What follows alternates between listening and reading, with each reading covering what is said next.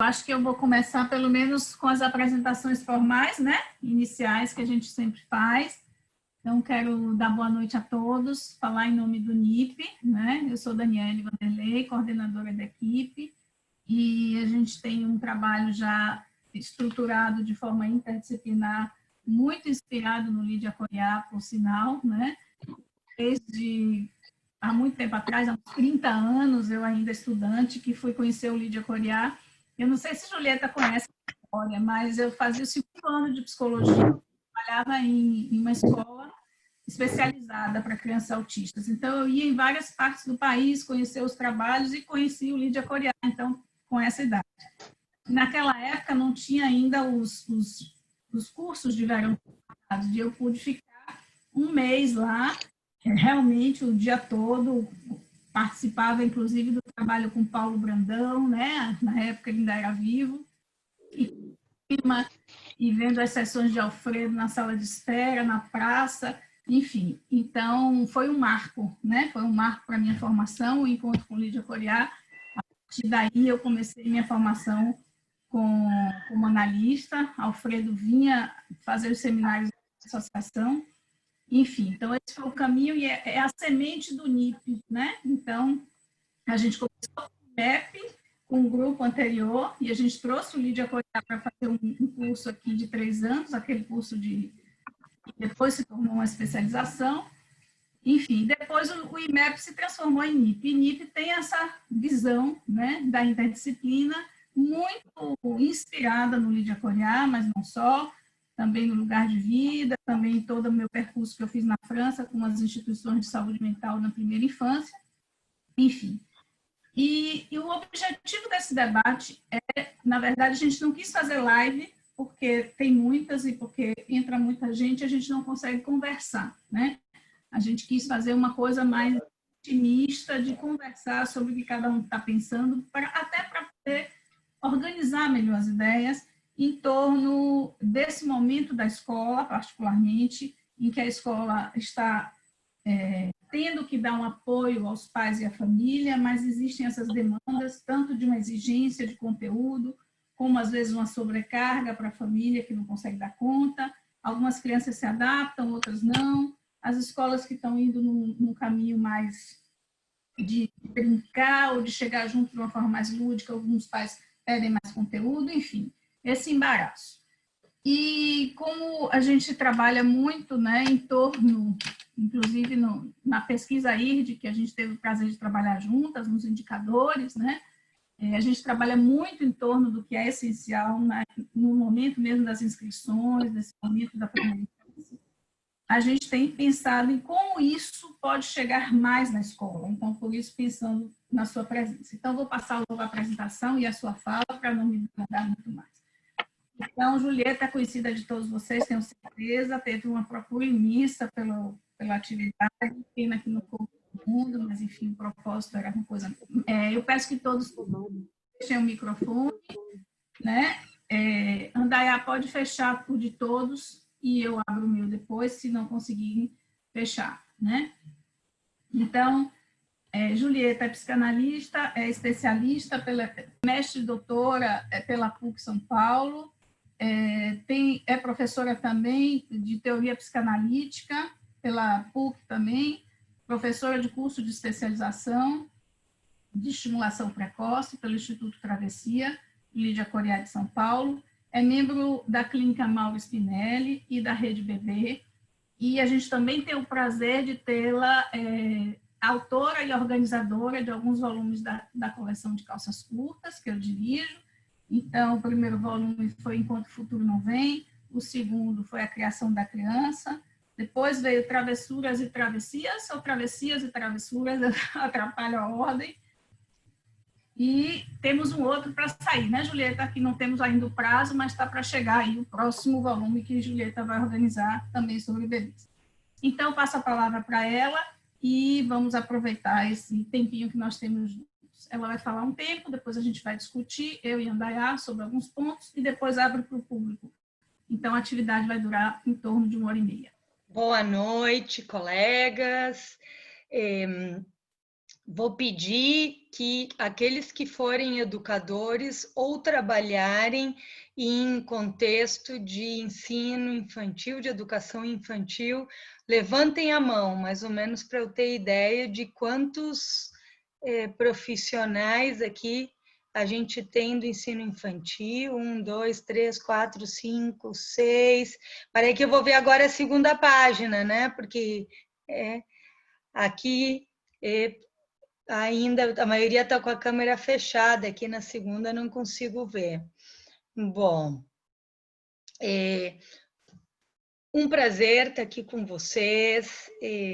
Como a querida colega Daniele Vanderlei colocou, esse encontro virtual ele só faz sentido porque ele se apoia em uma pré-história de muitos anos, não é mesmo, Daniele, de trabalho em comum, de interlocução, 30 anos circulando e tomando referenciais em comum, 20 anos de trabalho direto, pela publicação da editora Ágama, pela pesquisa IRD, ou seja, é um diálogo que tem muitos anos, nos quais a gente compartilha princípios da infância, sobretudo no que diga respeito à intervenção com a primeiríssima infância.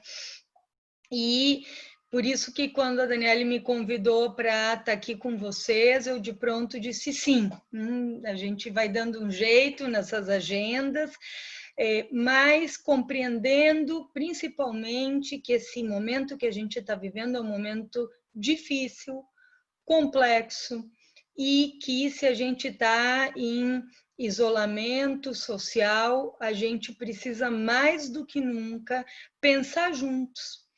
E pensar aqui, fundamentalmente, nos cuidados com a primeiríssima infância. Por isso que me pareceu tão importante que a gente pudesse trazer esse tema, da importância do brincar na educação infantil, em pleno momento de pandemia como esse que a gente está vivendo. Então, um prazer, Daniele, estar com você, com os colegas do NIP.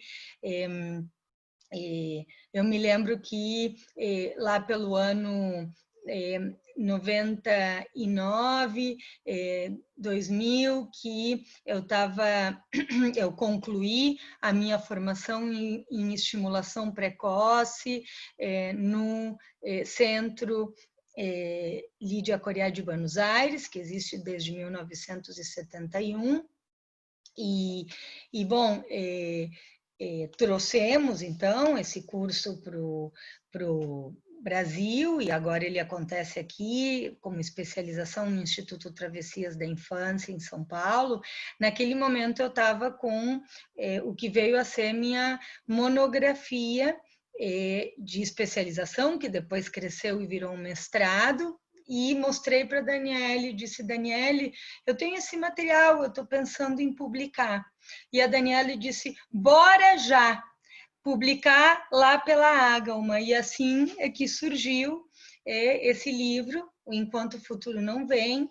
São coisas, Daniele, que a gente nunca esquece, porque o trabalho que cada um de nós faz só ganha força e sentido quando é nesse compartilhamento do coletivo. Então, a Daniele disse, vamos fazer isso acontecer. E, bom, assim foram se incrementando muitos âmbitos de diálogo e de trocas.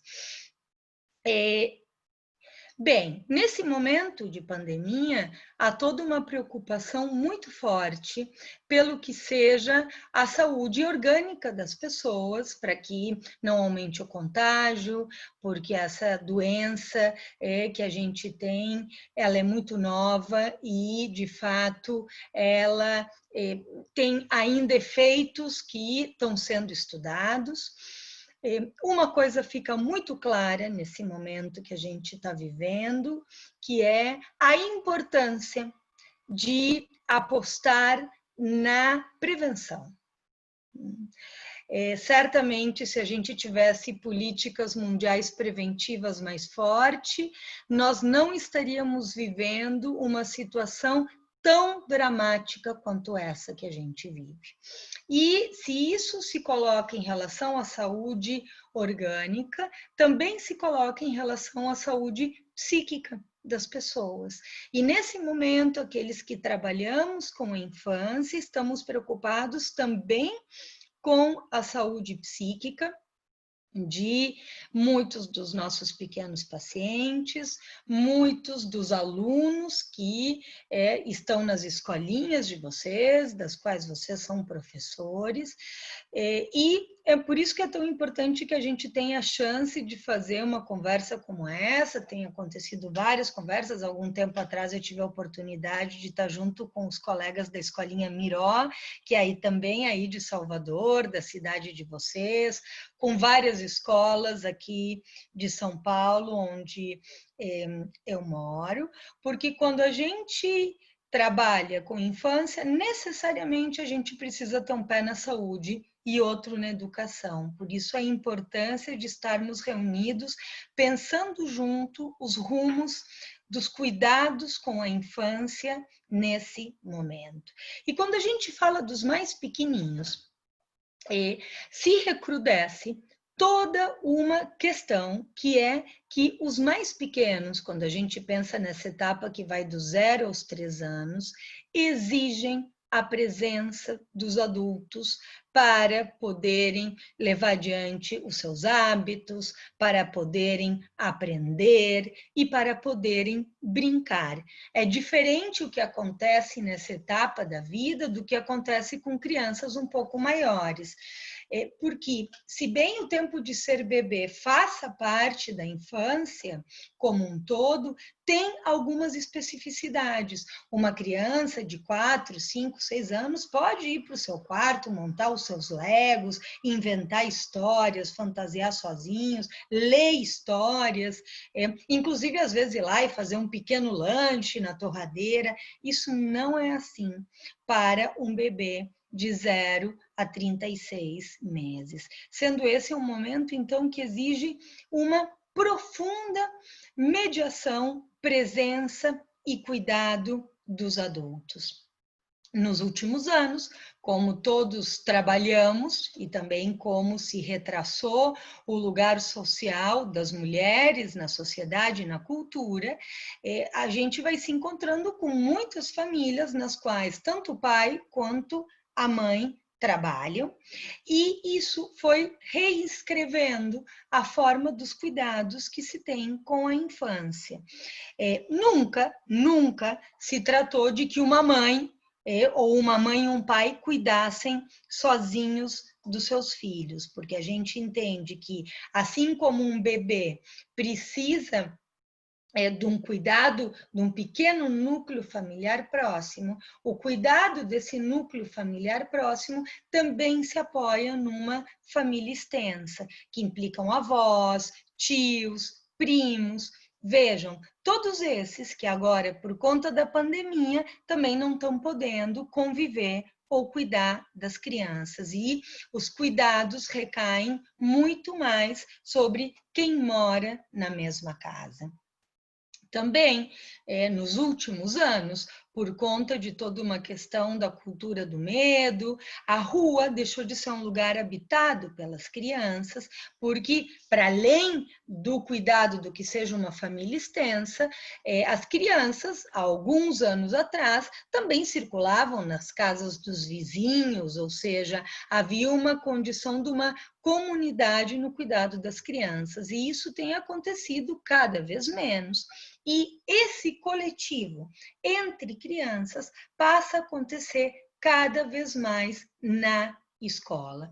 Esse é um ponto importante porque para que se vai na escola? Para a escola se vai para aprender, mas a escola ela também tem sido um lugar muito importante de sociabilização das crianças com seus semelhantes, com os seus pares, dado que elas não convivem mais com os vizinhozinhos na rua, salvo raras exceções, dado que muitas vezes estão afastados dos primos ou da família extensa. Então, a escola, ela é um lugar de aprendizagens, mas também em torno das quais se tecem as amizades, se tecem as trocas com um coletivo. Nesse momento, as crianças estão privadas dessa experiência. Ao mesmo tempo, os seus pais, eles também estão privados desse compartilhamento dos cuidados das crianças com os outros, quer seja família extensa, babás, ou inclusive aqueles que têm cuidado das crianças 4 horas por dia, às vezes 5, às vezes tem crianças que permanecem 2 turnos na escola, desde o ensino infantil. E a gente vai se encontrando com toda uma condição, que é que os pais estão em casa com as crianças, trabalhando, cuidando da casa e cuidando das crianças muitas horas por dia, tantas vezes vindo de uma inexperiência anterior do que é conviver tanto tempo. E isso nos preocupa em termos do que seja a saúde psíquica das pequenas crianças e das suas famílias, porque deixamos de contar com uma condição de presença e ausência nas nossas formas de convívio.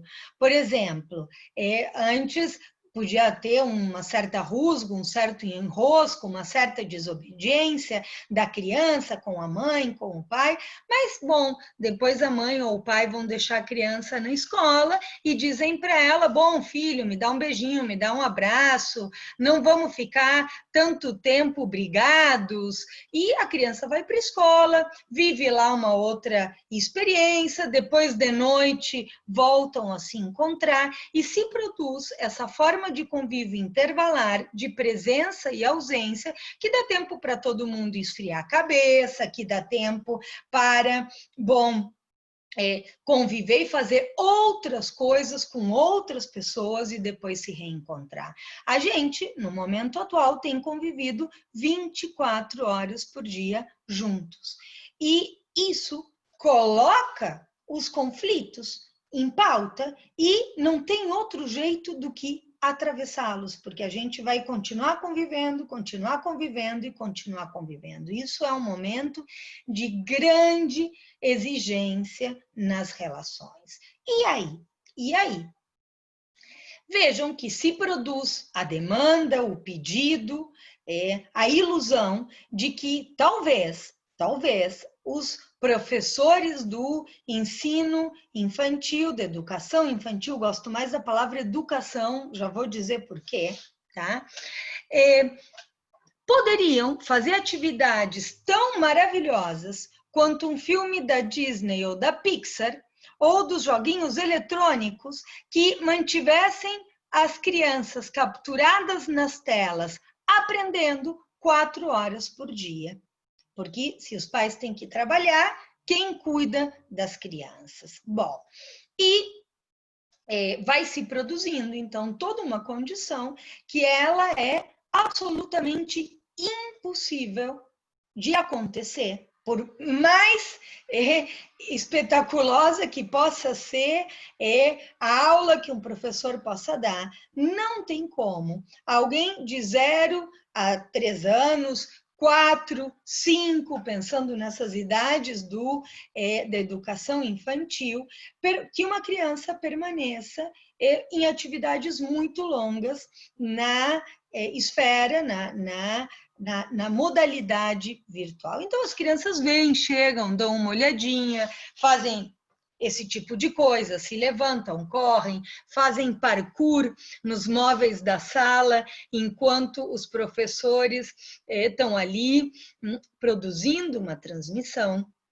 E isso é muito próprio da criança. As crianças, já nos dizia Henri Vallon, são essencialmente turbulentas. As crianças, elas precisam movimentar o corpo. Elas nunca que vão se sentar aqui e ficar nem uma hora, para a gente também é custoso, hein? Não que não seja, e se enquadrar no meio do quadradinho e, bom, poder se concentrar num objeto epistêmico, entendendo também que isso é algo importante de recordar, que a maneira como o olhar e como a voz circulam na virtualidade, isso está num texto por escrito que saiu na revista Crianças, não são as mesmas do que em presença. O olhar por exemplo, aqui eu estou olhando para vocês, mas vocês não têm essa sensação de que eu estou olhando para vocês, porque para que eu olhe para vocês, eu preciso olhar para o buraco da câmera, mas se eu olho para o buraco da câmera, eu perco a expressão facial de vocês. Então, a maneira como o olhar circula na virtualidade não é a mesma do que em presença, bem como a voz.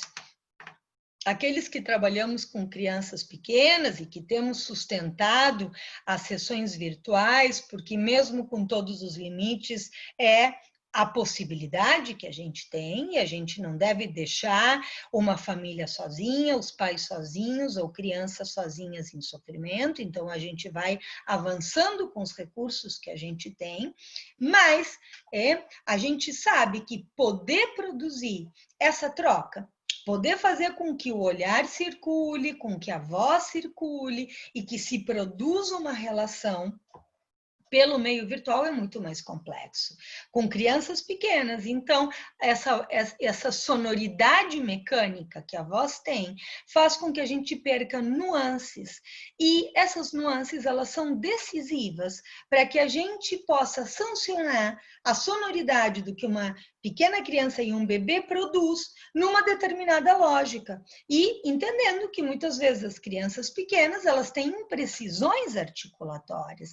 Então, essa voz mecânica, ela não só é muito mais difícil prestar atenção nessa voz mecânica, mas também a gente perde sutilezas e nuances que para nós são importantíssimas para poder resgatar uma sonoridade que uma criança coloca e pô-la a operar num determinado contexto.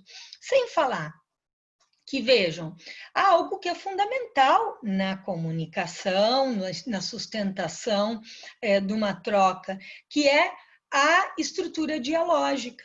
Ou seja, se fala e se produz um silêncio. E nos meios virtuais, esses silêncios, eles tendem a serem suprimidos. Porque se eu, por exemplo, paro um pouquinho aqui, a primeira coisa que vocês vão fazer é apertar os botões dos computadores de vocês, pensando que frisou a comunicação. Assim como o telefone, num silêncio, alô, alô, você ainda está aí? Quer dizer, vejam como a gente tem que ficar o tempo inteiro presente e muito sem brechas. E essa é uma lógica, ou seja, o encolhimento das brechas é uma lógica que ela não é favorável para a matriz dialógica, para a sustentação de um diálogo, para um tratamento psicanalítico, e também não é favorável para a aprendizagem, porque a gente sabe que na aprendizagem é preciso ir deixando brechas onde a criança vá comparecendo e formulando as suas hipóteses. Então, a gente tem feito, digo a gente, aqui eu vou colocar num coletivo, terapeutas, professores, um esforço danado para tentar arrastar para esses meios virtuais uma lógica que não é a lógica que predomina nesses meios virtuais. A lógica que predomina nesses meios virtuais é a lógica do espetáculo. É a lógica de que entra um videozinho, vem outro e 1000 coisas, e é uma lógica sem intervalo, muito diferente daquela que a gente precisa engendrar para que se produza uma aprendizagem. Sem falar que também eu brincava um tempo atrás que a gente passou a habitar a capa dos secos e molhados, viramos todos cabeças flutuantes e o corpo não aparece. Vocês vejam como a postura corporal, a gestualidade que a gente faz, elas são decisivas para sustentar a significação daquilo que a gente está dizendo. Então, como aprender com uma condição em que parece que é uma cabeça flutuante o que está ali em cena? Não é a tarefa nada fácil. E quando a gente vai se aproximando aos primeiros anos de vida, mais difícil isso fica. Porque, vejam, para um adulto, mesmo antes da virtualidade, era possível sustentar uma relação em ausência com o outro. Produzir, por exemplo, relações epistolares, se mandar cartas, que possibilitavam, às vezes, namoros à distância, relações à distância, trocas científicas à distância.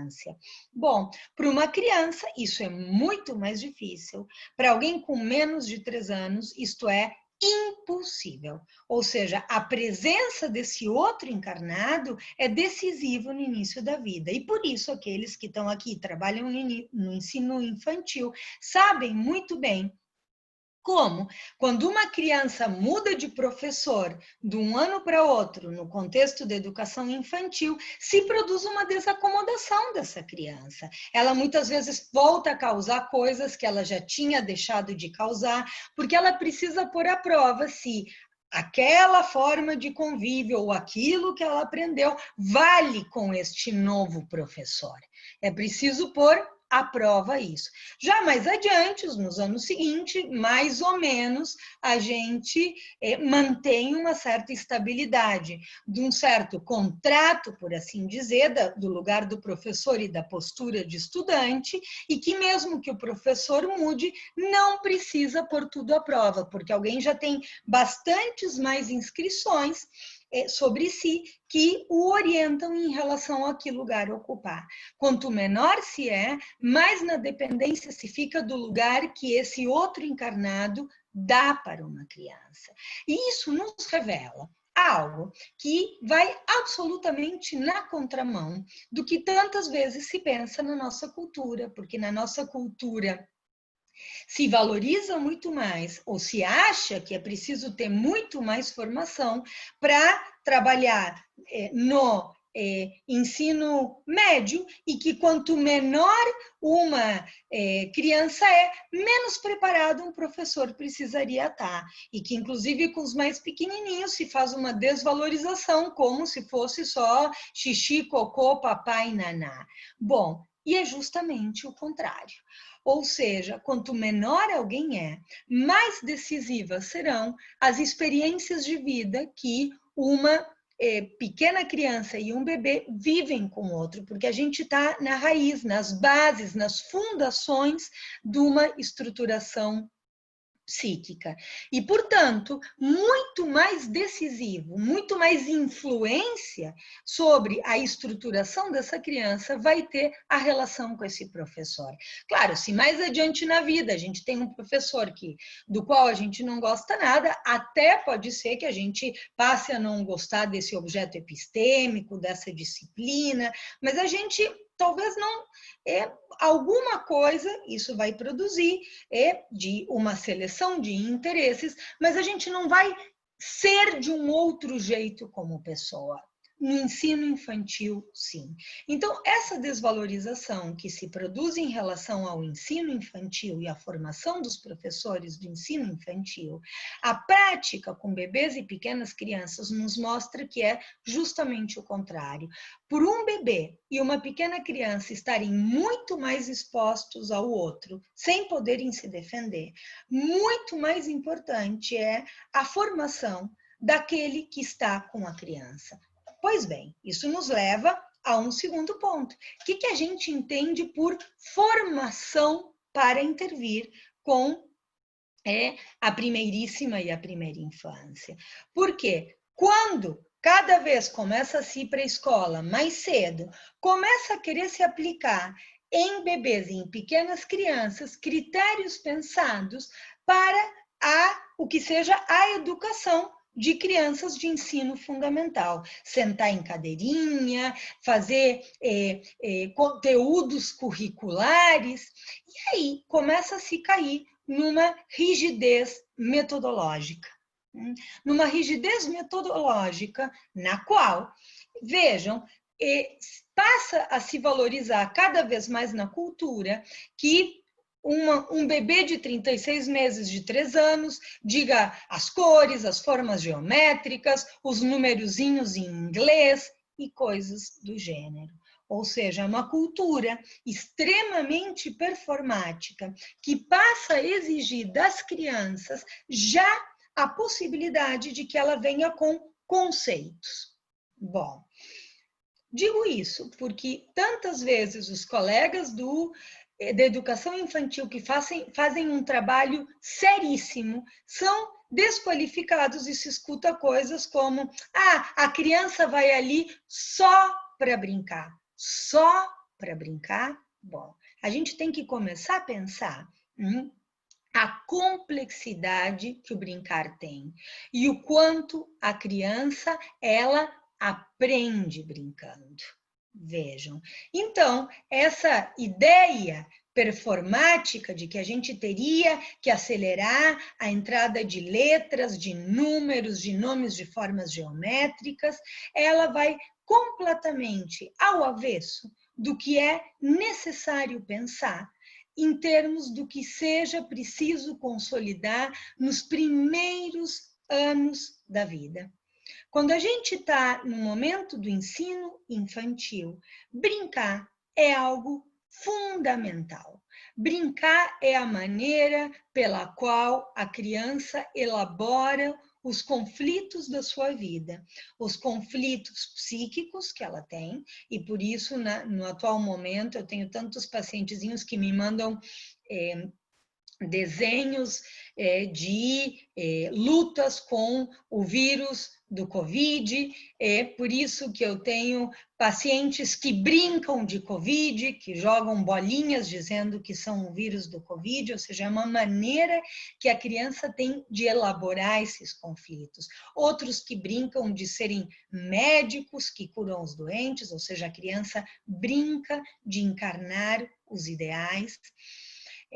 A criança, ela vai colocando por meio do brincar os seus desejos e se projetando para um futuro. Logo que começou essa pandemia, eu recebi um desenho de um menino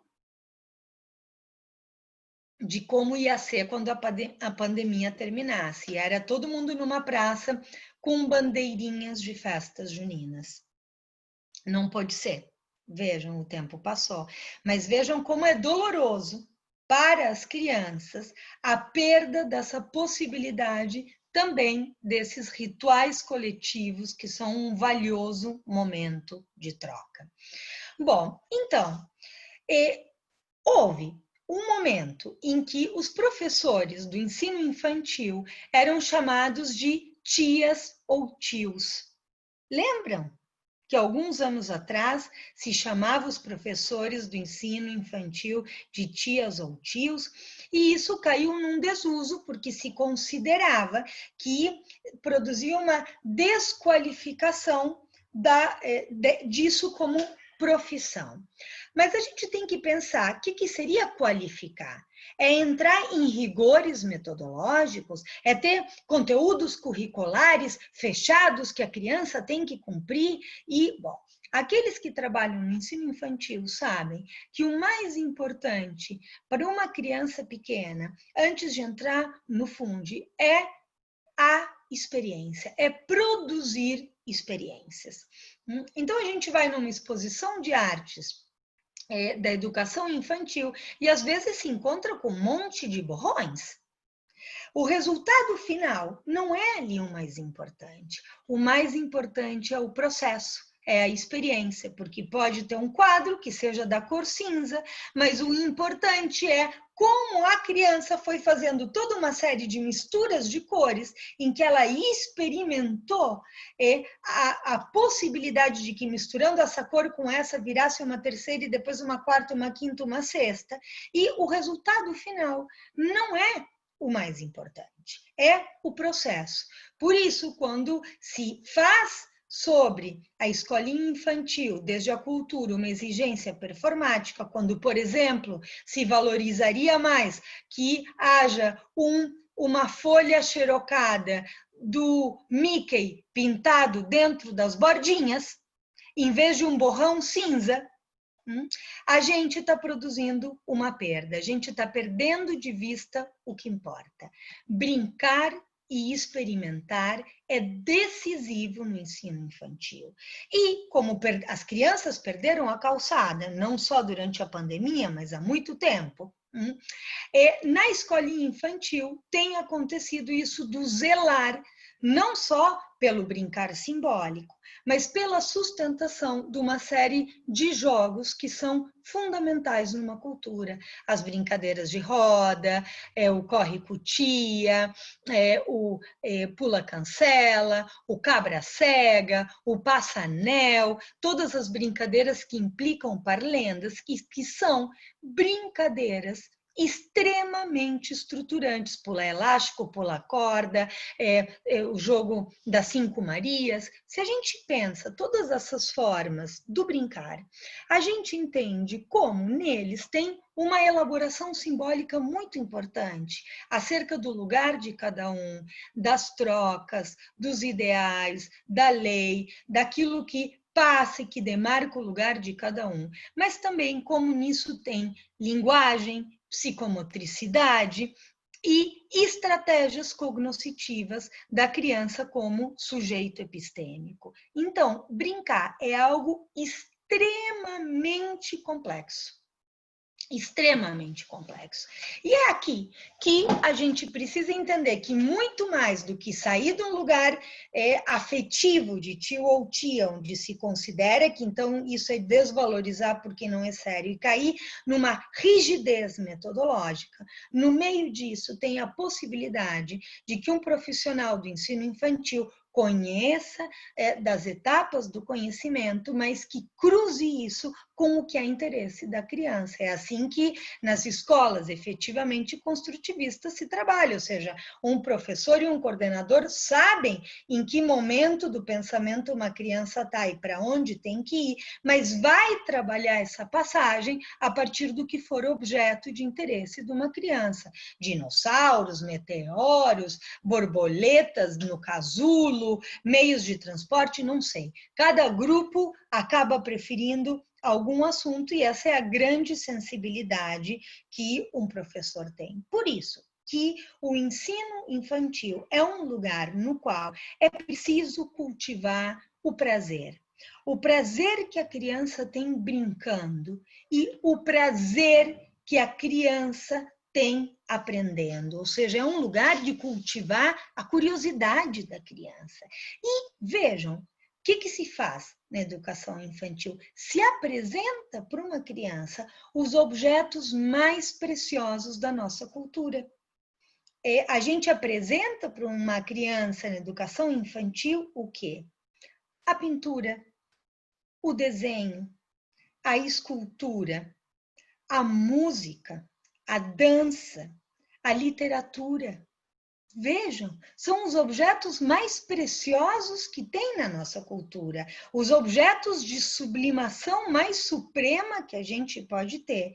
E é por isso que Freud nos dizia que brincar equivale às mais altas realizações culturais. Ele dizia que quando uma criança brinca, ela sai de uma condição de produzir uma exigência de satisfação imediata e no lugar disso produz uma invenção.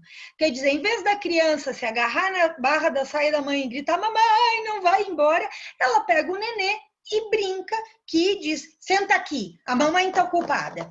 Como hoje mesmo, numa sessão, um pouco antes de vocês, o pai de uma menina me dizia que ela pegou o computador dele e dizia, tô trabalhando com meus alunos, que nem o papai. Ou seja, brincando, a criança elabora. Ela para de fazer uma exigência de satisfação imediata e, no lugar disso, produz uma invenção. Vejam a complexidade disso. E aí, a gente vai acompanhando todo um trabalho importantíssimo que os profissionais da educação infantil têm feito junto com as crianças e com seus pais nesse momento. Que é às vezes que um professor faz uma contação de história, Ou um professor de música canta uma música e envia para as crianças, e muitas vezes os pais ficam preocupados e dizem para a criança: senta aí, presta atenção. E a criança às vezes entra, dá uma olhadinha, tem uma roda de conversa, ela não aguenta até que seja a vez dela, mas depois conta uma coisa e depois sai. Bom, e os pais pensam que a criança não se concentrou, que não aprendeu, que nada aconteceu ali, até que depois pegam a criança cantarolando pelos cantos da casa aquela música que o professor cantou naquele encontro. Isso tem uma grande importância. Primeiro, porque faz chegar às crianças o recado de que elas continuam existindo para nós, que o outro não desapareceu, nem o abandonou. Fazem, então, chegar até as crianças a memória e os objetos que habitavam o seu cotidiano dentro da escola. Esses dias, uma das minhas pacientezinhas tinha rolos de papel higiênico que funcionavam como suporte sobre os quais se tinha feito uma atividade na escola em que se colava a foto de cada um dos seus amigos. Então, ela brincava que estava tomando lanche com os amiguinhos, por exemplo. Então, vejam quantas invenções fantásticas dentro dessa limitação de recurso virtual tantos professores têm feito para que a criança ela não se sinta só.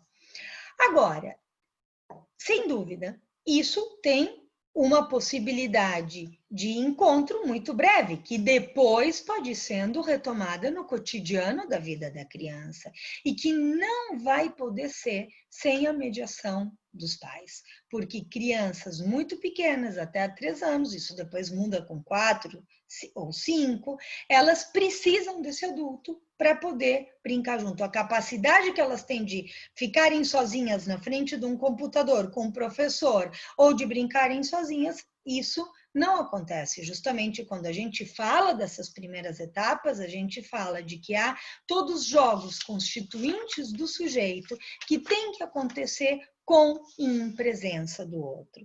Agora, vejam, isso nos leva a 2 pontos decisivos.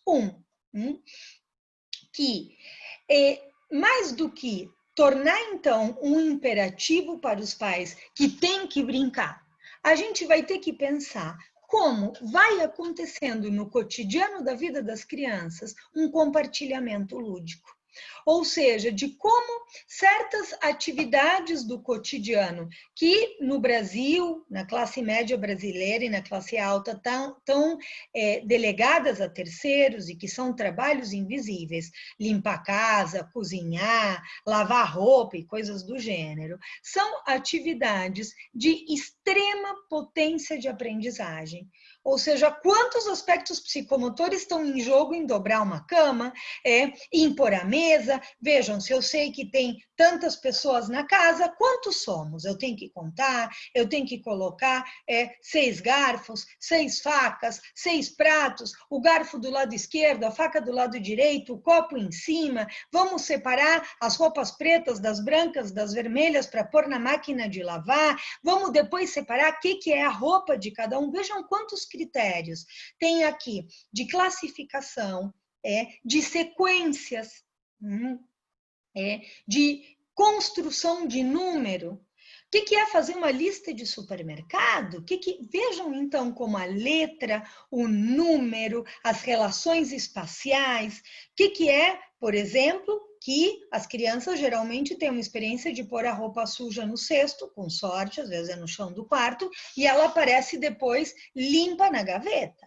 Quanta sequência tem entre eu tiro a roupa suja, ponho no cesto, tiro do cesto, ponho na máquina, tiro da máquina, ponho na corda, tiro da corda, dobro e ponho na gaveta. E isso que na nossa cultura está tão desvalorizado, são sequências fundamentais para que depois uma criança guarde o seu material na mochila, faça a sua lição, leve para a escola, ou seja,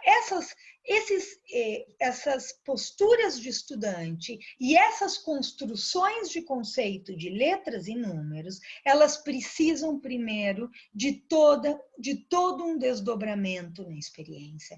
Então, está na hora, e se a gente puder tirar um proveito dessa pandemia, lembrar que a gente precisa recuperar essa condição do compartilhamento lúdico. Porque a verdade, criança não trabalha, mas ajudar a cuidar da casa não é trabalho infantil, é cuidado de si. É cuidado de si. E claro que quando a gente diz para uma criança, vamos guardar os teus brinquedos, a gente vai fazer 2/3 e ela, com sorte, vai fazer 1/3. Mas ela vai estar ali junto e vendo o que o outro faz, se aprende. Porque a gente aprende muito mais por identificação do que simplesmente obedecendo ao que os outros nos dizem. A criança não é tola, ela cruza o que a gente diz para ela com o que a gente faz. Então, vejam como vai aparecendo aqui uma ideia de educar no sentido mais amplo, que não é apenas passar conteúdos para a criança de uma maneira vertical.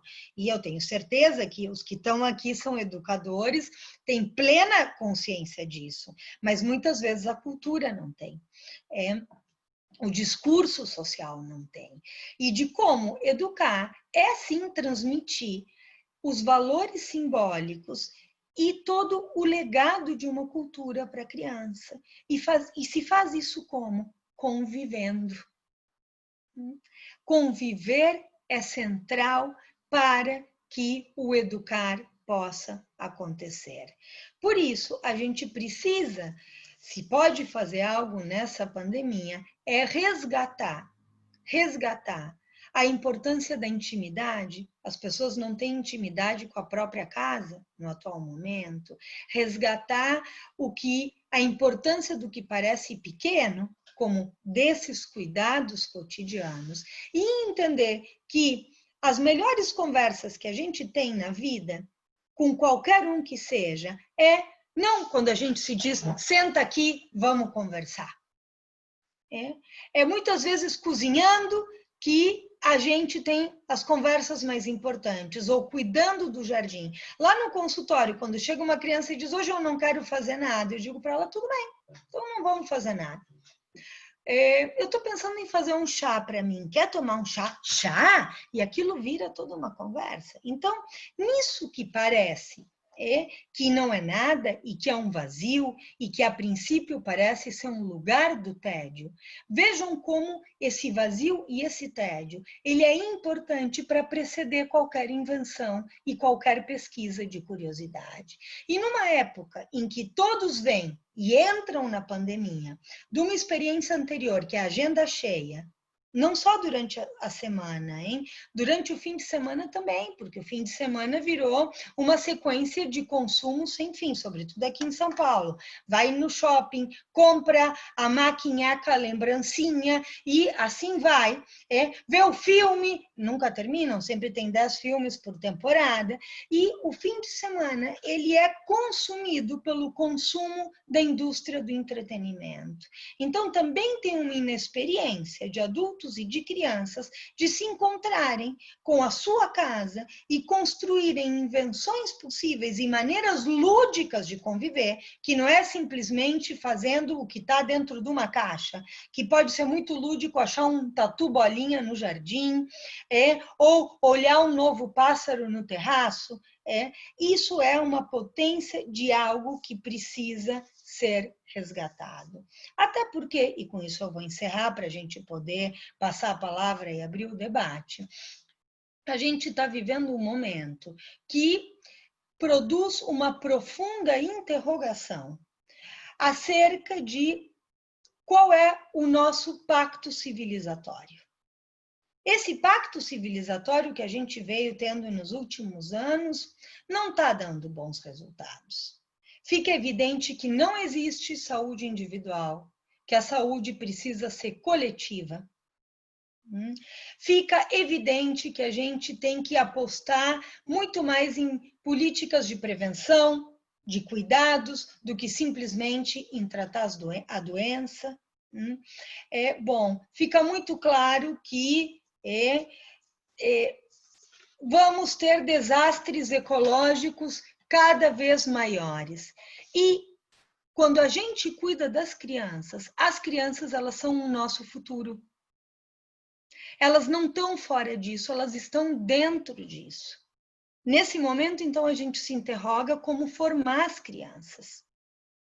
E também que mundo a gente vai deixar para elas. Por isso, me lembrei esses dias dessa frase tão singela e tão importante ao mesmo tempo do Paulo Freire. A educação não muda o mundo. A educação muda as pessoas. As pessoas é que mudam o mundo. Bom, então, essas eram algumas ideias para a gente resgatar, para a gente pensar, para que a gente revisite toda a importância do educar e do estruturar, e para que a gente não caia no recrudescimento de um sintoma que a gente já vinha tendo, que é o sintoma das intoxicações eletrônicas, e que pode se recrudescer gravemente quando as crianças, em vez de estar com semelhantes, estão trancafiadas dentro de casa com pais ocupados. Precisamos resgatar a potência do compartilhamento lúdico no cotidiano. Bom, tem algumas questões, né, que você foi falando e eu fui aqui registrando para tomar como pontos de referência, né? Tem algumas coisas que a gente vem observando, e aí eu queria compartilhar com o grupo.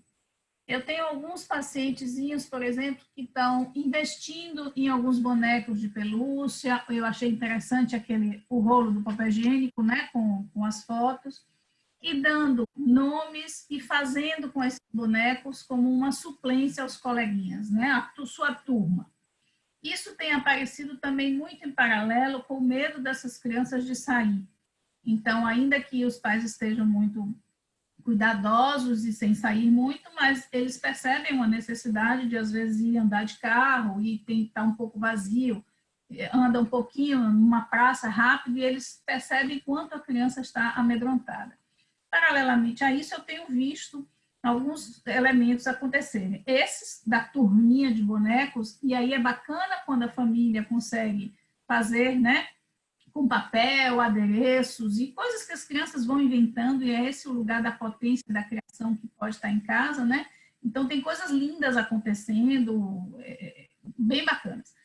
E inclusive, duas crianças viram um bichinho de feijão, que fica no feijão, e passaram a adotar esses bichinhos, de uma forma que não pode, que tem que fazer a casa do bichinho, que ele mora aqui, ele mora ali. Duas. Esse mesmo bicho que vem no coisa do feijão. Então, isso tem me feito pensar o quanto as crianças estão sentindo falta, realmente, dos seus pares, dos seus semelhantes, e quanto, se a escola online está proporcionando isso de algum modo, se esse formato está conseguindo chegar lá, nessa necessidade delas de compartilhar com seus semelhantes. Então, esse é um ponto. O segundo ponto, e aí isso entra num problema que eu queria que você pudesse falar junto com os colegas da educação. A gente tem visto muitas crianças, pelo menos em Salvador, saindo da escola nos primeiros anos. Então, desistindo mesmo da escolaridade, né? 2, 3, 4 anos até saindo da escola. A gente entende que tem uma questão financeira, a gente entende que tem muitos pais que estão sem perceber que a criança aproveita, né, que ela não fica nesse embaraço aí de como fica e o que é que aproveita e como deve aproveitar. Bom, esse é um tema para a gente pensar mais.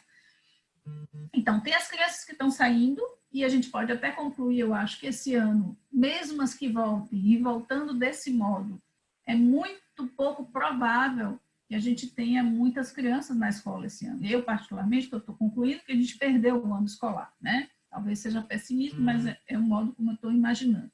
Até porque tem muitos pais que não conseguem imaginar o retorno à escola pelo receio mesmo e o risco que implica até com outras pessoas da família. Bom, então, crianças saindo da escola, outro problema são as crianças com dificuldades no desenvolvimento e como elas estão completamente sem serem acolhidas nesse sistema online, porque não se adapta a como é que vai se chegar até elas. E uma terceira coisa, só para deixar a palavra para a minha colega Daya, que trabalha em escola e trabalha com esse tema. Eu acho muito bacana você lembrar, né, o autocuidado e não o trabalho infantil numa geração que está tão alienada de que ela não tem nada a ver com isso, né? Ela não, é o outro que tem que cuidar e ela não tem nada a ver com isso. E o quanto que isso tem a ver com funções executivas, né? E quanto que as crianças que têm dificuldades na atenção, na organização do material, na motricidade e tudo mais, elas muitas vezes têm dificuldade em função executiva e elas vão para o terapeuta para organizar essa dificuldade. Enquanto que tudo isso pode ser e deve ser incrementado em casa, né? Então, tem um artigo que eu até coloquei, esse artigo alguém pôs aí, que é um trabalho da Harvard, que chama o controle de tráfego aéreo, como... Aí tem o tema que eu coloquei aí. E ele fala muito do brincar. E para estruturar uma brincadeira de faz de conta, todo o processo de planejamento e execução está em jogo, né?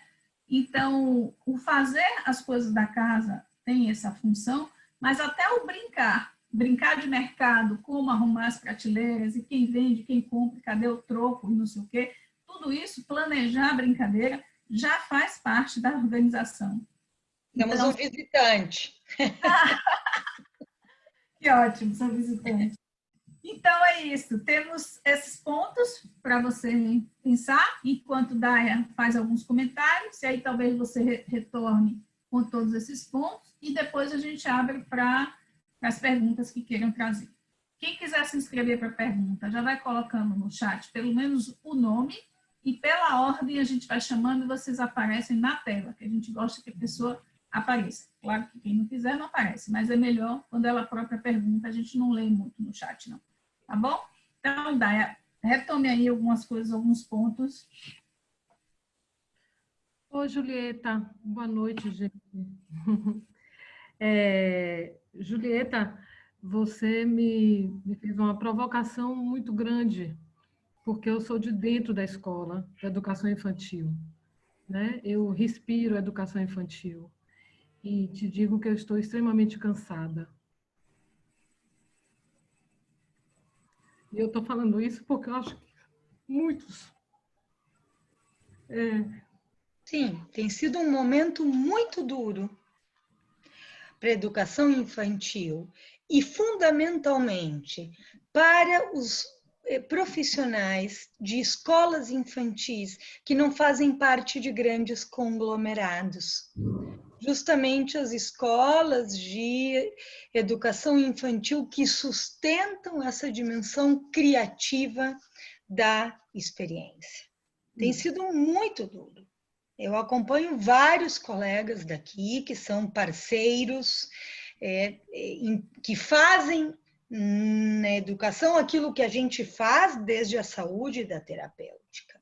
Tem sido muito difícil, porque, além do mais, além de que o meio virtual é difícil, se carece da intimidade que se tem com a criança, porque a pequena criança está ali do ensino infantil com o pai, com a mãe, e os pais e as mães de todo mundo, ou seja, isso que a gente tem na escola, que não se tem pelos meios virtuais, com todo mundo dando palpite, todo mundo se metendo, todo mundo exigindo, querendo que funcione para as crianças a lógica de uma reunião de multinacional, um call de multinacional.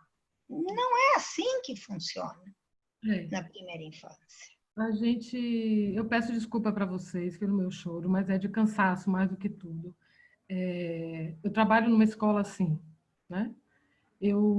Nessa escola que eu trabalho há mais de 30 anos, eu cresci nessa escola, e nessa escola eu tive a possibilidade de, diante da experiência que eu vivi, construir uma discussão de mestrado, de algo que eu chamo, uma discussão de mestrado sobre as crianças de 2, 3 anos, de algo que eu denominei de fazer subjetivante, onde eu busco as referências da psicanálise para dizer da importância desse fazer cotidiano na educação infantil e da participação dos professores nisso que está posto quanto estruturação psíquica das crianças, né?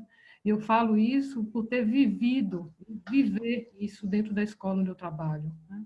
É uma escola que muitas pessoas que estão aqui de Salvador conhecem, que é a Lua Nova, né? E assim como outras escolas pequenas e que têm esse compromisso com a esperança do respeito à infância, estão sofrendo muito mesmo, porque, de fato, os pais reconhecem, e aí eu vou falar um pouco em nome do que a gente tem vivido, os pais reconhecem todo o esforço da gente, né? Muitos pais falam disso, mas eles, de verdade, não compreendem o que a gente faz na escola, quando a gente não passa tarefas, quando a gente não diz que as crianças têm que pintar dentro, quando a gente não diz que as crianças têm que aprender as letras, quando a gente não diz que as crianças têm que aprender os números. E a gente da Lua Nova optou por não fazer isso. A gente não concorda com isso. E bancar isso nesse momento em que as escolas, muitas escolas que têm, inclusive, uma perspectiva muito mais construtivista, estão desistindo, porque não estão suportando tamanha pressão. Então, estão mandando para casa atividades xarocadas para as crianças aprenderem números, letras, estão dando aula para a educação infantil, dizendo, vamos fazer o A, suba, desça, coloque o traço, esse é o A da palavra tal, enfim. As escolas estão desistindo, e isso para a gente que acredita numa outra perspectiva, uma perspectiva que respeite quem é a criança, como ela pensa, como ela aprende, uma perspectiva que considere que as crianças são movidas pelas questões subjetivas e que isso é que faz com que a produção de conhecimento se constitua, né? Exatamente. A gente teve, eu estou assim, muito mais sofrida porque eu tive uma reunião ontem com pais de crianças de 4, 5 anos e que um dos pais disse para a gente, as crianças não estão fazendo nada. O único dia que eu vi sentido foi no dia que a professora, e aí foi a professora de inglês, uma atividade que ela bolou, querendo se fazer presente, que ela pintou o palhaço com eles, os outros dias não estão fazendo nada, e a gente desaba completamente, porque a gente fez uma apresentação sobre os palhaços da nossa comunidade, como eles são, colocou os nomes dos palhaços para as crianças verem que nomes engraçados que os palhaços têm, isso falando somente com relação a um aspecto que a gente trabalhou com as crianças, né? O nome dos personagens do circo, para a gente ver como são diferentes e parecidos esses nomes, e brincamos com tudo isso, mandamos atividades super lúdicas falando disso, assisti Circo de Solé, assisti filmes de palhaços que são palhaços de um homem só, para pensar nisso, colocamos palhaços cantando na janela, estou com saudade de tu, meu desejo, nada foi possível de ser visto, né? E a gente tem vivido isso. Os pais nos dizem que as coisas que a gente faz não têm sentido. Então, nesse momento, o que eu propus para as professoras foi, os pais vão compreender isso que a gente faz, porque isso é legítimo. Eles precisam compreender, porque há um respeito ao nosso trabalho dentro da escola e um respeito por aquilo que a gente privilegia como mais importante para as crianças. Então, a gente vai dizer para eles, toda semana, a gente vai mandar para eles, dito do jeito que a gente acredita, isso que a gente faz.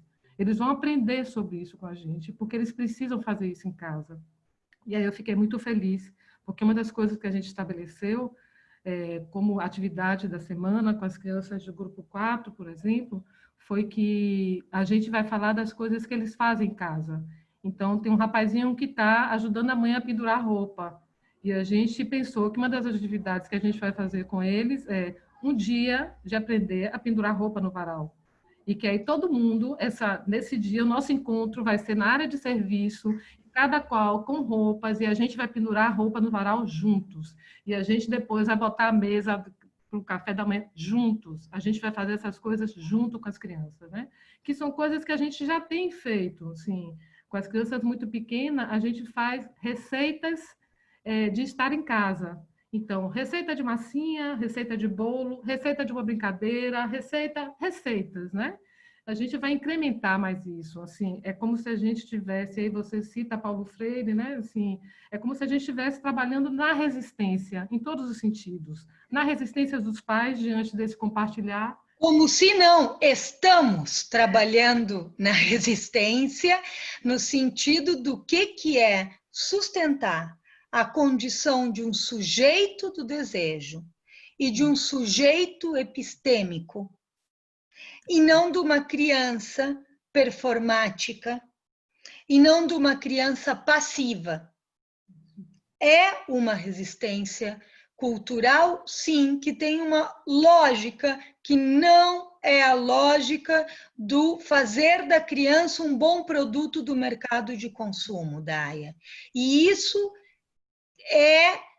tem que ter muito ideal por trás para fazer isso, sabe? Muito, porque isso que os colegas do ensino infantil estão padecendo nesse momento, e que padecem há tempos, mas que nesse momento isso se recrudesce, também é tantas vezes algo que se diz para os psicanalistas, mas só brincar, e a gente tem que fazer isso aí que vocês estão fazendo aí, que é explicitar, que é dizer, olha o que tem nesse brincar, tem letra, tem número, tem classificação, tem sequência, tem seriação, isso aí. Eu me dei conta claramente disso nessa reunião de ontem, né, com os pais da escola, e que eu fiz questão, a gente mandou, eles pediram, a gente teve recesso de uma semana e eles pediram para as crianças terem tarefas. E a gente quebrou a cabeça, né? E fizemos as tarefas para as crianças. E nenhum deles fez, porque eles não entenderam as tarefas. E aí eu me dei conta de tanto que a gente estabelece essa complexidade, né? E que os pais, na verdade, estão se sentindo, isso que você diz assim, eles terceirizaram tanto isso, que é o viver no cotidiano com as crianças, que aquilo que se torna aparentemente mais complexo, porque é mais simples, porque tem mais a ver com o linguajar da criança, como ela pensa, eles não dão conta. E as tarefas eram muito simples, é assim, olha a chula do palhaço. Olha como é que é a chula do palhaço. E a gente já trabalhou a chula do palhaço. E a gente diz, agora faz do seu jeito a chula do palhaço. Com essas palavras que você já trabalhou, eles têm decorado a chula do palhaço. E são crianças de 5 anos que estão querendo escrever sobre as coisas, né? Assim, e procura o nome dos colegas com os quais você quer ir nessa viagem, porque a gente propôs que eles fizessem com a gente uma viagem, um grande, pequeno circo dentro de casa, né? A proposta foi essa.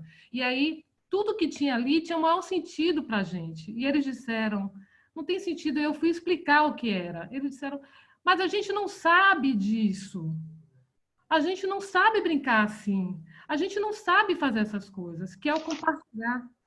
Mais do que tudo, o que a gente estava pedindo para eles é compartilhe de um momento lúdico, interaja com seu filho a partir disso, e não que a criança tem que fazer de uma determinada forma. A gente começa esse material dizendo para os pais, esse material é das crianças, elas são autorizadas a fazer com isso o que elas bem quiserem, do jeito delas.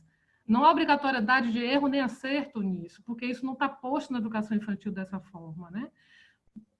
A gente está retomando isso como uma possibilidade, porque eles, depois que a gente explicou tudo, né? Eles acharam o máximo. E aí a gente está propondo para eles, a gente já estava propondo isso, continua propondo reuniões semanais para dizer como é que as crianças pensam e constroem saberes epistêmicos, como é que isso acontece na infância. Porque, de fato, os pais terceirizaram isso. E agora a gente precisa deles não para ensinar os filhos as letras, a gente precisa deles para compartilhar saberes do mundo. Quando os pais dizem para mim, Daia, que conteúdos vocês estão priorizando? A gente diz, a gente está priorizando o que é viver numa pandemia. Essa é a nossa prioridade. O que é viver dentro de casa com pai e mãe numa pandemia?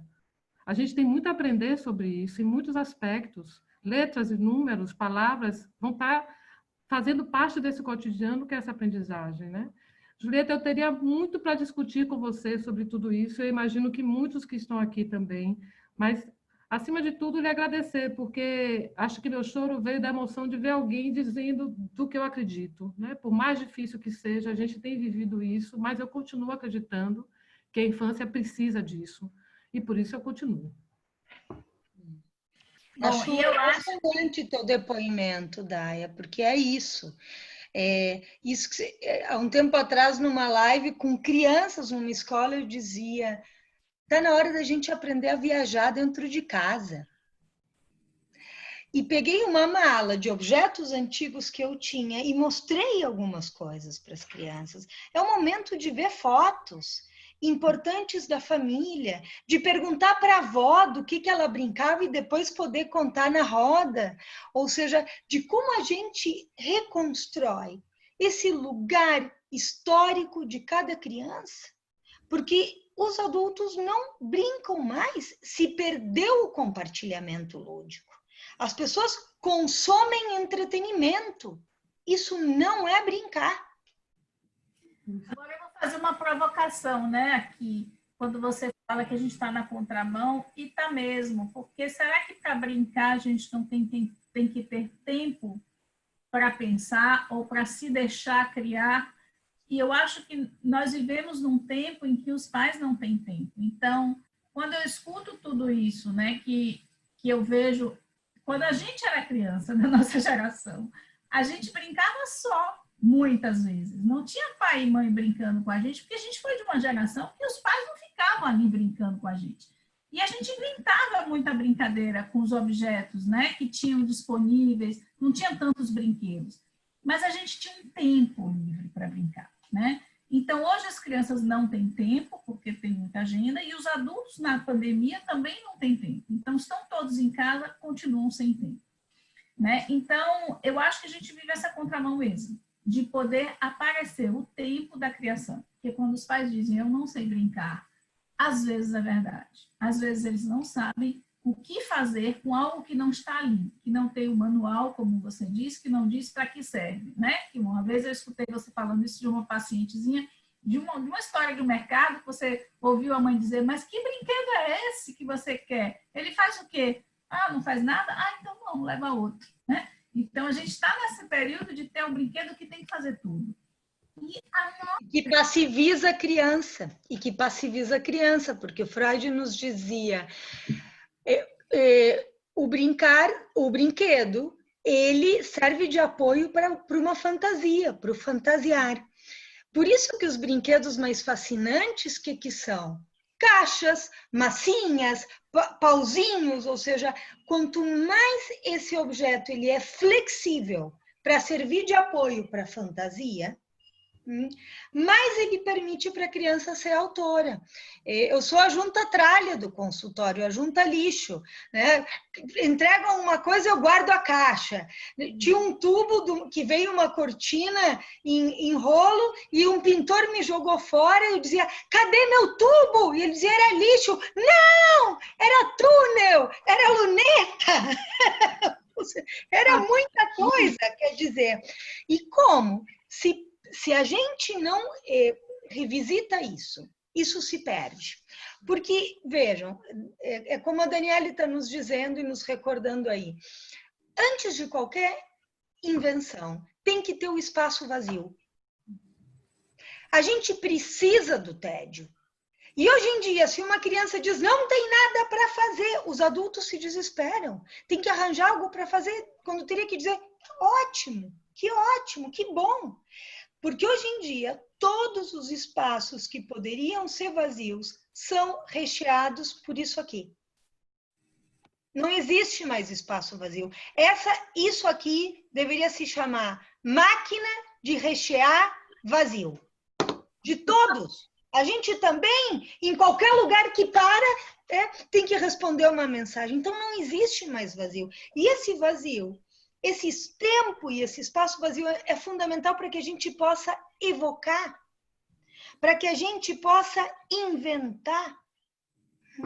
Então, não só tem brinquedos espetaculosos que se brincam sozinho e paralisam a criança, como cada vez se fabrica menos brinquedo, porque tudo fica nesse aparelho aqui, que é uma máquina de rechear vazios.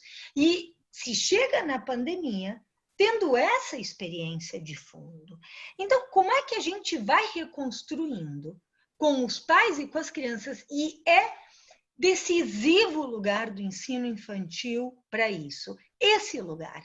Porque, claro que dá trabalho brincar com a criança, só que o que os adultos perdem de vista é que as crianças nos fazem um baita de um favor.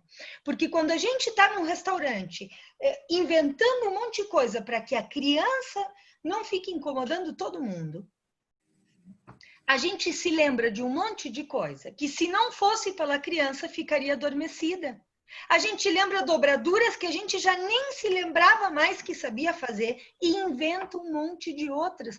Então vejam como uma criança, ela nos tira também dos nossos automatismos do mundo adulto. E isso é um grande favor que as crianças nos fazem. Isso é muito importante.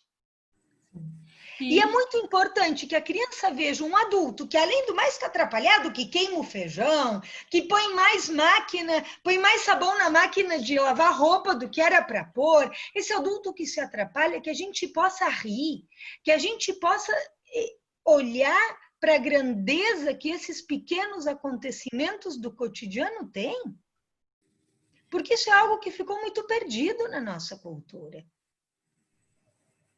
Então, acho maravilhoso a lição de casa hoje é pendurar roupa no varal. Um dos meus pacientes esse dia chegava, a avó, e eu dizia, e a tua cama está arrumada? Não, tem que arrumar, claro. E aí ele me encostou num canto e fazia a cama. E eu dizia, deixa eu olhar aquele canto, enfia para dentro. Olha a importância disso.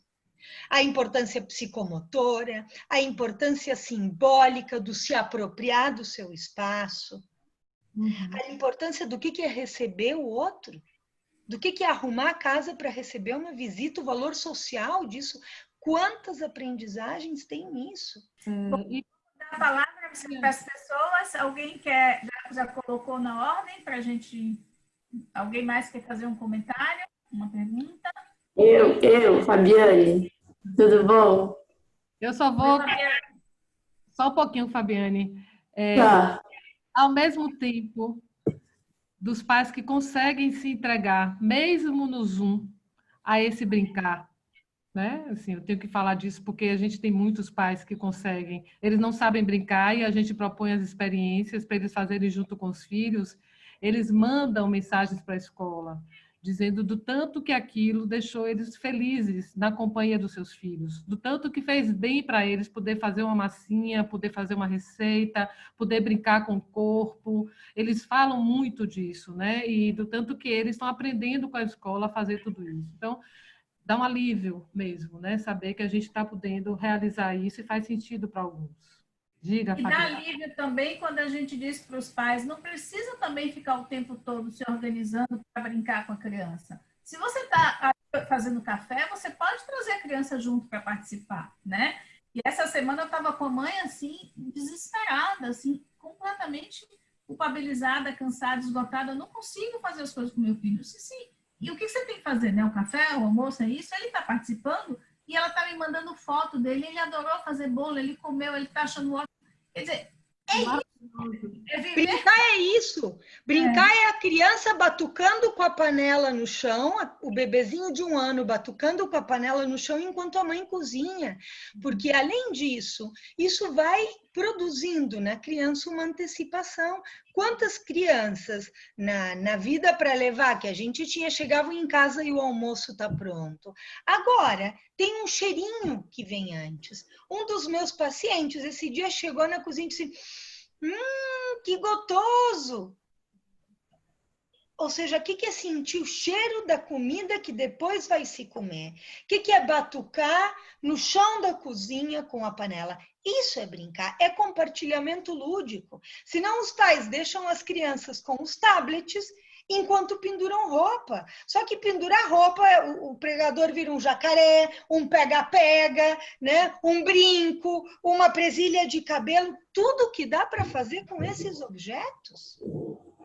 Você ia falando, a gente acabou te cortando.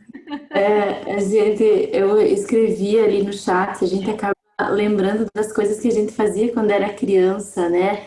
Eu fazia, das meias eu fazia bolas, e do capim seco, porque eu sou do Rio Grande do Sul, do capim seco eu fazia as caminhas para as minhas bonecas, né? A gente tinha todo esse entorno que favorecia uma brincadeira, assim, imaginário, corria muito, né?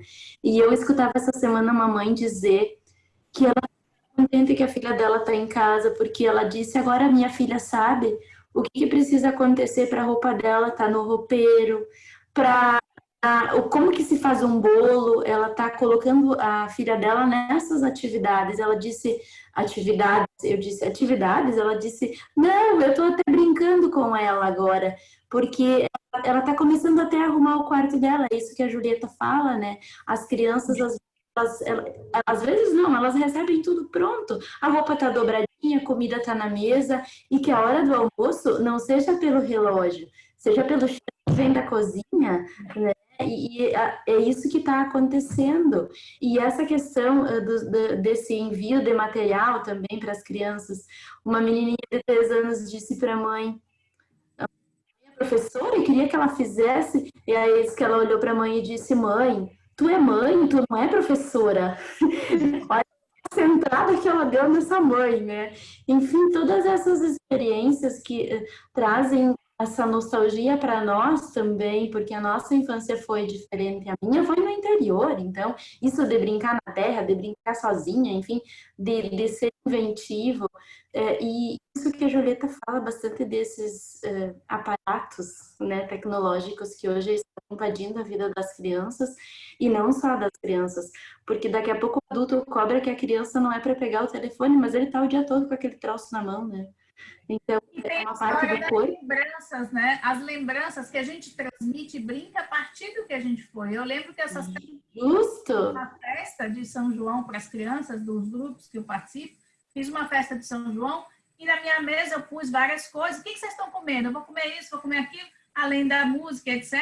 E aí eu peguei a laranja e eu me lembrei que eu descascava a laranja porque aprendi com a cozinheira para ver quanto eu conseguia desenrolar e fazer o rabo maior, né? Eu disse, nós vamos fazer um concurso. Vocês eram pequenos, 5 anos, então não iam conseguir. Mas agora é um concurso para as mães. Eu quero ver aí qual é a mãe que vai conseguir fazer o rabo maior e a gente vai tirar foto e mandar. Então, assim, lancei... Daniele, e você não fazia dentadura de laranja? Dentadura, sim, mas mais o rabo, porque a gente ficava botando... irmãos na cozinha. Corta a laranja e faz os dentes e coloca. Olha quanta coisa dá para inventar com uma simples casca de laranja. Eu colocava para secar. Eu colocava para secar para fazer chá depois, Matheus. E dá para fazer esculturas, porque tem muita forma que você faz com a casca da laranja, né? Enfim, mas a gente então, tem que resgatar. Um pouco de tédio e um resto. Quanta coisa dá para inventar? Claro que exige disponibilidade psíquica ao encontro, que é o que a gente menos encontra na atualidade. Porque o que a Fabiane está dizendo é isso, é a era das rotinas. Agora também começa a se falar desde o comportamentalismo de rotina do desfraude, rotina disso. Tem muita rotina e tem pouco ritual. E quando a Daniele diz, me sentei ali com umas comidas juninas e uma música, isso é fazer um ritual da cultura. Comer junto é um ritual.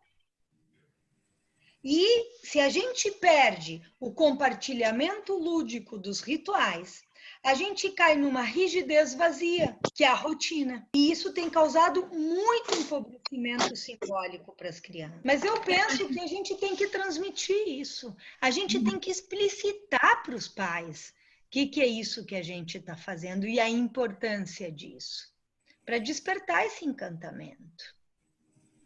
Claro, a gente fez uma época também na clínica, uma oficina só de coisas de papelão, né? Assim, eu fiz várias. Eu inventei que eu ia fazer brinquedo de papelão e fiz um monte. Passei dias fazendo isso. E aí coloquei também para os pais fazerem. Alguns fizeram, outros não, mas as crianças ficaram encantadas. O dia que elas chegaram, estava tudo de papelão, né? Então, uma escola que está em casa, quanta embalagem está se usando ou não usando, que pode ser usado para brincar, né? Então, isso é muito da minha infância, que eu ia para uma casa de praia e minha mãe dizia, não, chega de levar tanta coisa, já tenho que levar um monte, ela não me levava os brinquedos. E eu saía catando, porque naquela época tinha lixo, né, frasco pela praia, eu catava os frascos todos e fazia um monte de coisa. Bom, quem mais quer falar aí dessas invenções e desse momento da infância? Anaís. É a Anaís que está na frente? Oi, boa noite. Boa noite, Daniele, Julieta, Aya. Eu sou a Anaís. Essa é a Leila. A gente está assistindo na live junto.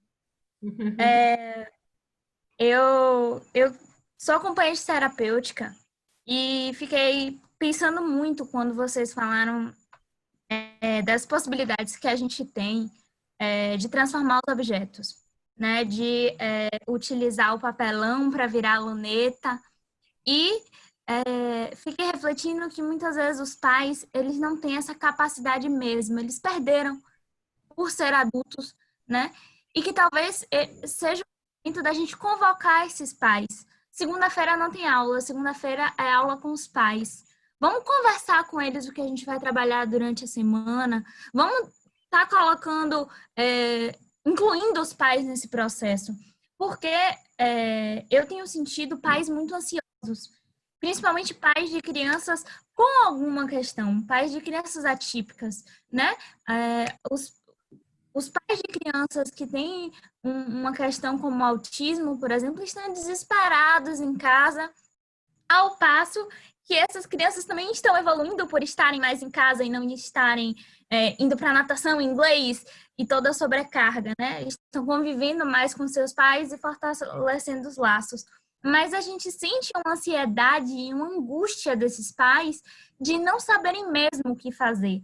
Então, é um fato que eles terceirizaram para a escola o que fazer com essas crianças, e eu acho que é a hora da gente terceirizar a eles o que a escola faz, né? De dizer a eles um pouco da nossa trajetória, para que eles possam se reconectar com a criança deles e imaginar junto com aquela criança a luneta e também da rotina do adulto, de como quebra o ovo, de como faz o bolo, tudo isso pensado com a escola. Então, fica aí uma sugestão, uma ideia que me veio à cabeça da gente estar trazendo esses pais cada vez mais para perto do processo para a gente fazer uma coisa junta, né? E assim conseguir dar um jeito nessa pandemia que, por enquanto, afasta. Eu quero aproveitar essa fala de Anaís e trazer uma questão também preocupante, e para a gente, pelo menos aqui na Bahia, né, nós tivemos feriados antecipados, né?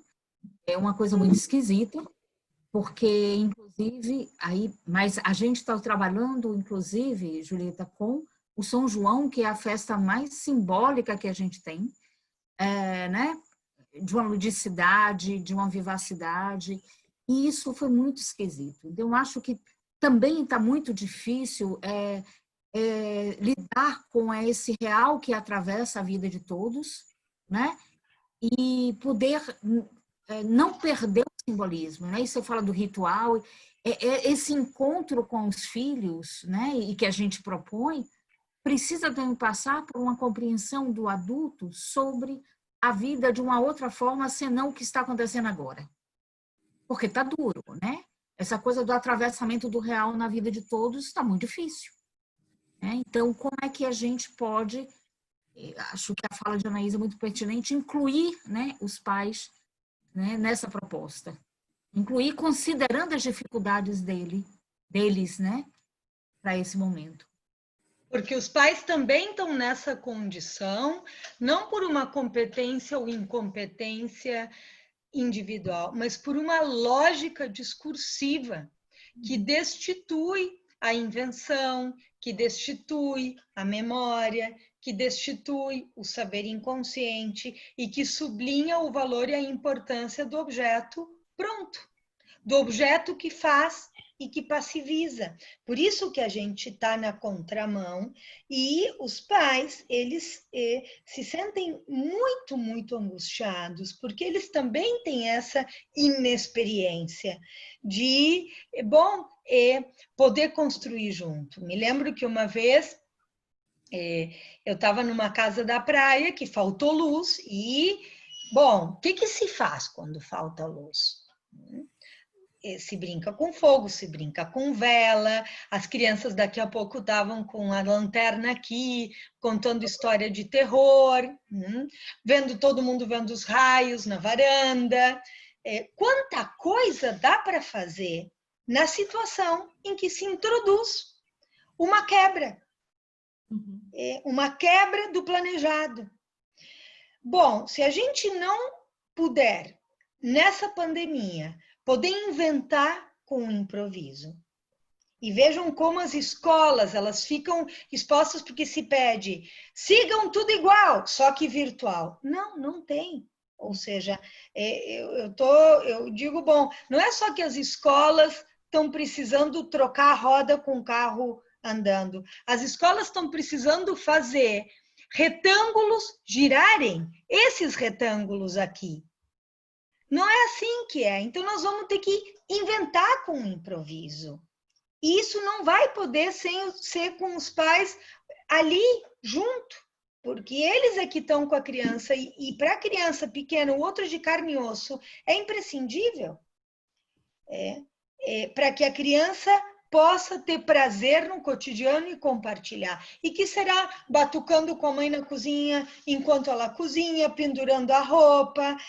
Esses dias com um paciente, né?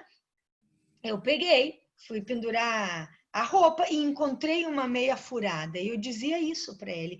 E olha só o que eu encontrei. E não é que saiu uma minhoca de dentro da meia? E é um menino que tem questões psíquicas importantes, que quase não olha. Eu desenhei uma cara de minhoca que saía de dentro da meia e ele, encantado, pediu para a mãe fazer e foi a sessão. Uma meia furada, gente. Com uma meia furada. Então, é nisso que está a grandiosidade. A gente tem que pensar nessas horas. Vocês lembram daquele escultor que era o Calder, que fazia as esculturas com aramezinho e que ele chegou nos Estados Unidos e falaram para ele... Senhor, onde estão suas obras de arte? E ele pegou uma pinça e um arame e disse, aqui, e construiu toda a exposição. Disso se trata. Disso se trata. Isso é o mais alto da cultura e é brincar. Ou seja, que é transformar, que é essa potência transformadora. Se a gente perder a capacidade de fazer isso na pandemia, a gente está frito. Como projeto civilizatório mesmo. Ou seja, se produz uma guerra dos pais com a escola em nome de comparecimentos da ordem do serviço, a gente está frito, porque quem vai padecer no meio disso são as crianças. Isso é muito sério. Por isso que esse resgate junto com os pais, de pensar o que é o cotidiano, é fundamental. É fundamental para que a gente atravesse isso com um mínimo de saúde mental. Bom, gente, eu quero agradecer imensamente, né, a presença de Julieta, essa generosa participação e tão boa e tão gostosa.